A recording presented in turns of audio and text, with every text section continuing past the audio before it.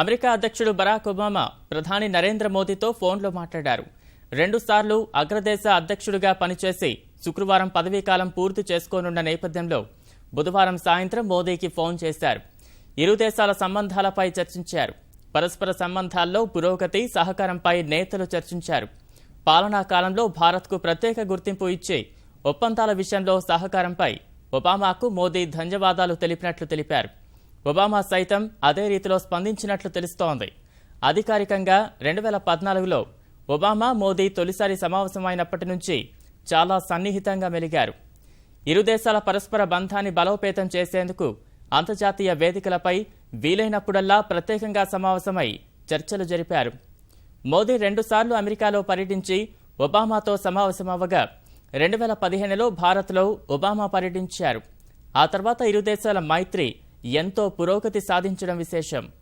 భవిష్యత్తులోనూ ఈ బంధం ఇలాగే కొనసాగాలని ఇరు దేశాల నేతలు ఆకాంక్షించినట్లు తెలుస్తోంది.